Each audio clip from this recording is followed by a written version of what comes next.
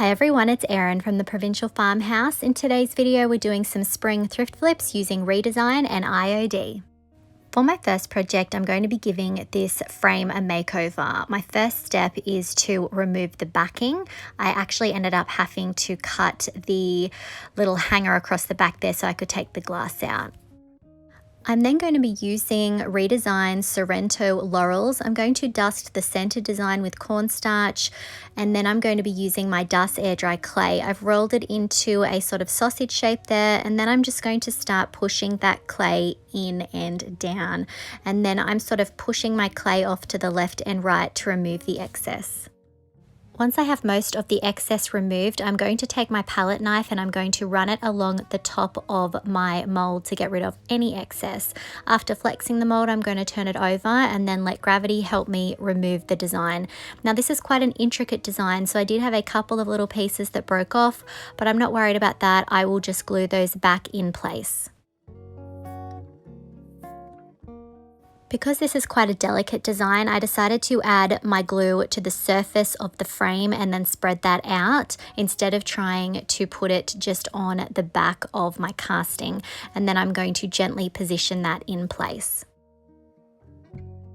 I'm then going to glue the two little tails of the ribbons that sort of fell off there. I'm going to glue those down. So don't worry if you don't get your mold out in one piece, you can always glue it back together. I'm going to cast one more of this design and place it on the left-hand side.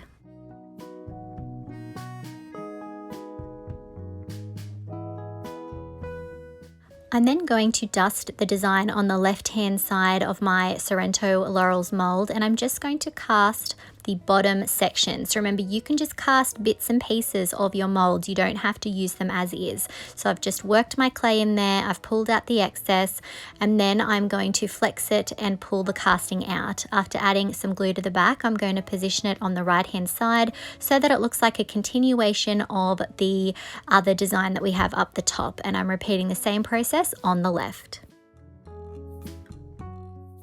I'm then going to use Redesign's floral chain. I'm going to dust a certain section of the design on the right. So I'm just going to be partially casting this design. So you can see I've just put a little bit of clay in, I'm working out the excess. I'm then going to flip it over just like before and carefully pull it out. Again, this one was very delicate, so I did have a few little breaks here and there, but again, not worried about that.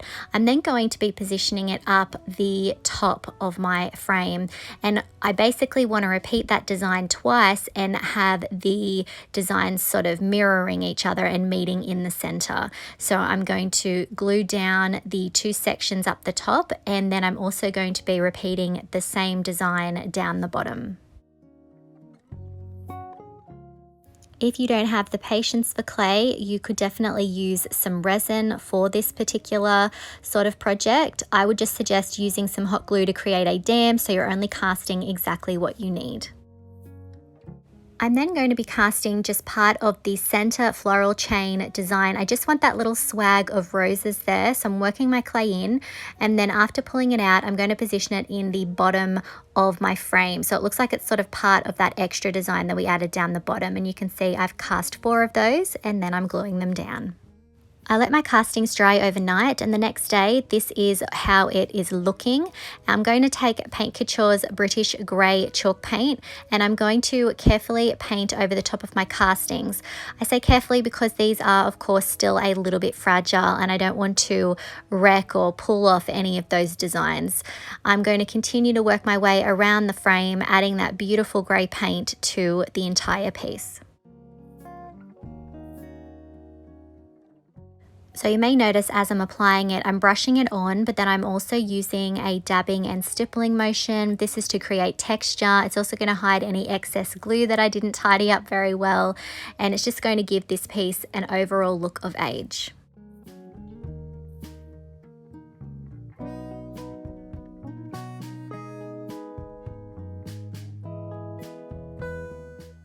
When my paint was dry, I took some of Paint Couture's Extreme Guard in Satin, and I'm going to seal the entire frame. The clear coat is going to seal my paint and protect my piece, but it's also going to be a great base for our next step.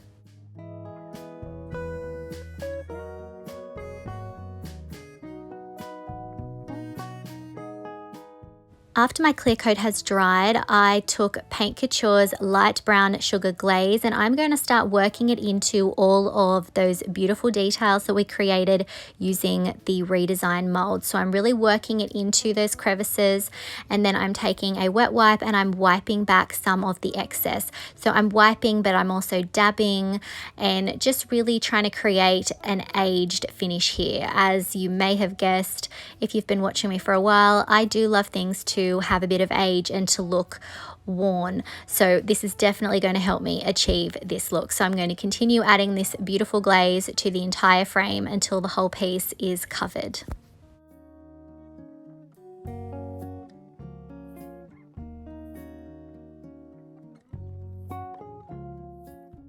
When my glaze is completely dry, I'm going to take Paint Couture's Bronze Luxe Metallic, and I'm going to start going over the top of the high points and the details of our castings. My vision for this is that it's an old gilded frame that is weathered and worn. The gilding's worn away a little bit, but honestly, I love anything that looks like it's been around for a long time. It's such a beautiful classic look. So I'm going to continue to add that bronze until I've added it to all of the details. Now, if you're not a fan of bronze, obviously at this point you could come in with a silver, copper, gold. It really is up to you and whatever look you're trying to achieve. I just really feel like this brings out a certain elegance in this design.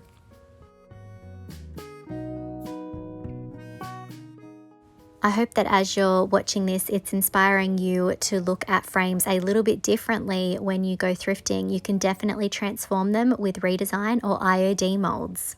Now I'm coming in and I'm going around some of the edges of the frame there, just again to make it look like a faded gilding. And then once I'm finished adding it to the outside parts of the frame, I did then take my brush and lightly go over the center sections of the frame. Again, I don't want full coverage, I just want a hint of that bronze. Next, I am going to take AB Studio's new beautiful decoupage paper 4784. These beautiful bunnies with the pink bows are going to be perfect. I'm actually going to just sticky tape it to the back of my frame backer. And I'm doing this so that I can take it out and put another image in there if I want, or I can use this decoupage paper in another way. So keep that in mind when you're buying rice paper, that you don't always have to use it and decoupage it. You can use it like artwork. And here's our first finished project. I love how this turned out. That frame has been completely transformed by those Redesign molds and the Paint Couture products, and the AB Studios rabbits go perfectly in that frame. Let me know what you think of this project in the comments.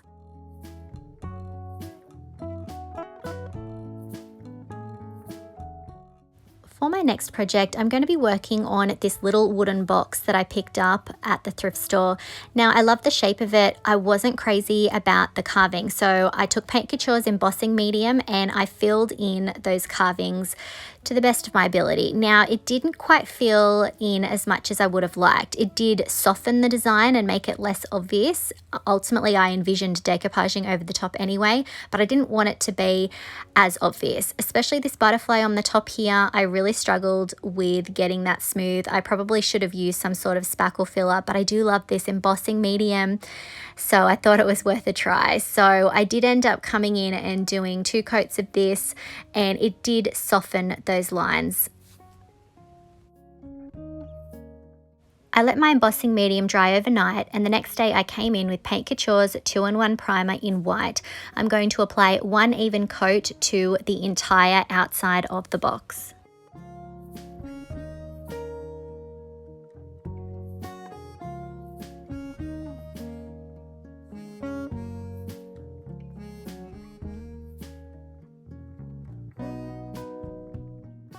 After a couple of hours of this drying, I then took a napkin that I found at TK Maxx. I thought this was absolutely beautiful, perfect for Easter and spring.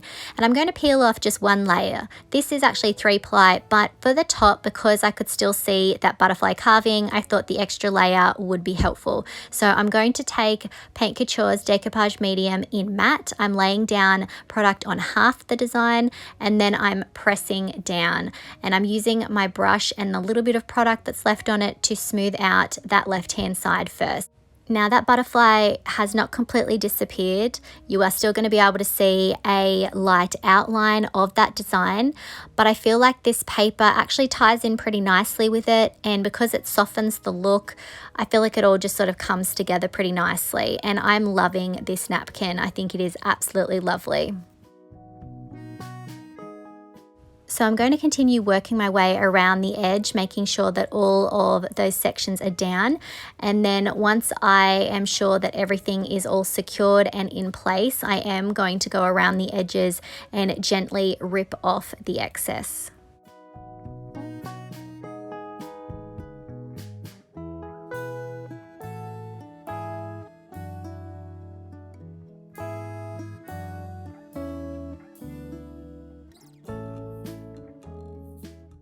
Once the excess was removed, I used a little bit more product to go around and seal the edges. When that was dry, I tidied up any excess paper with some 220 grit sandpaper. I'm then going to continue to work my way around the box, adding that lovely napkin. So I'm laying down an even coat of the product, and then I'm laying the napkin over the top. So I should mention that I did end up going down to the single layer of napkin for the sides. I didn't feel like this really needed the extra thickness that the top did, so this is just the single ply of that napkin. And you can see I am decoupaging over the entire front, even where the box opens, because I will come in later and make a cut to separate those sections. I just really liked how doing this meant that the design was a continuous design. It wasn't disjointed, and I wasn't struggling to try and piece together bits and pieces. So I'm just going to continue work my way around the box, adding that beautiful napkin. If I've inspired you to try any of the Paint Couture products used in today's video, I would really appreciate it if you would use my affiliate link. I will put the link in the description and on the screen. I just get a little thank you from Paint Couture in return.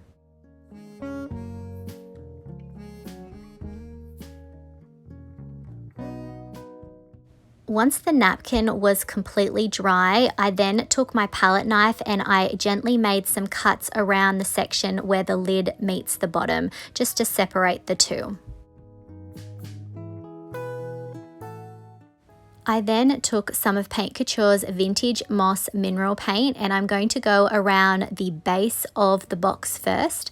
And I actually just really love how close this color is to the color in that napkin. I felt like it all just really came together nicely. So I'm just going to continue to add that paint around the bottom. And then I am also going to add a little strip of it around the top where you can see still some of that white wood on the lid. It's going to take 2 coats to get the coverage that I want, but I also have the added benefit of this mineral paint having a top coat built in. So once those 2 coats are on, that will be the project finished. The inside of the box was pretty yuck, to be honest, so I did end up going around with that vintage moss, and I added that to the entire inside of the box as well. When my paint was completely dry, I took a casting from IOD's Labels 2 mold. This is a casting I had in my stash. I added some of Gorilla's super glue gel to the back, and then I added it to the front of our little box. I then took my hairdryer and I heated up my resin piece. This is going to allow the piece to sit more flush against the surface. I then took some 220 grit sandpaper and did some light distressing on the areas that I painted.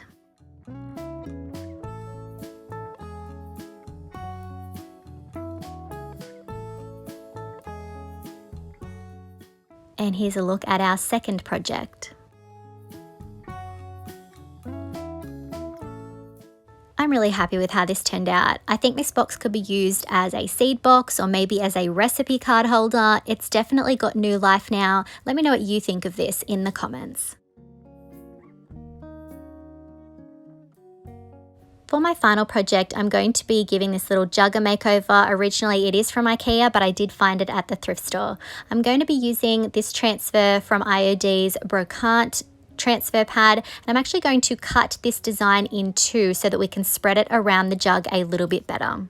I'm then going to peel the backing off and then position the transfer over the jug and press down. I then made a few little cuts here and there so that I was able to better position the transfer, and you can see I'm rubbing it with my transfer tool. And again, these little cuts just made it a little bit easier for me to make sure that I was getting that transfer down properly. So I'm going to continue to rub the transfer. This is going to help it release, and you can see I'm sort of pulling that plastic back as well as I go. So this surface was cleaned and wiped down and dried before I applied it. If you're worried about your transfer sticking, you could apply a coat of some sort of sealer over the top first. So I've got my first one down. I'm burnishing that with the backing sheet, and then I'm going to repeat the same process for the second part of our transfer here, and I'm going to start transferring that down. I did end up sealing this with Rust-Oleum's satin top coat in a spray can. That just made it a bit easier than trying to brush on a sealer. This is just going to be a decor piece, so that will be good enough for the purpose of this jug.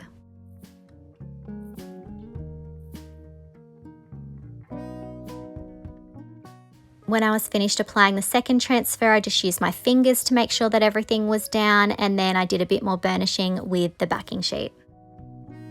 And here's our finished jug.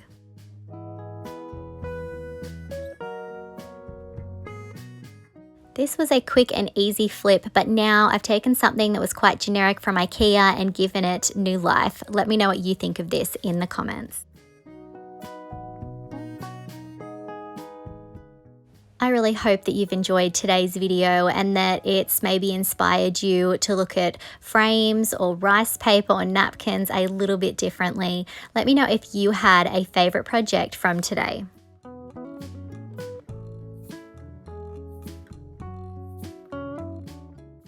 If you enjoyed today's video, I would really appreciate it if you would hit that like button, comment, and share it out.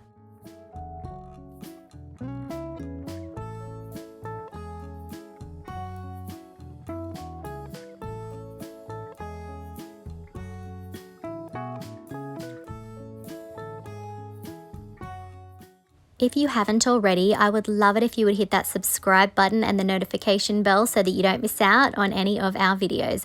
You can find most of the products used today on our website, theprovincialfarmhouse.com.au. Thanks for watching.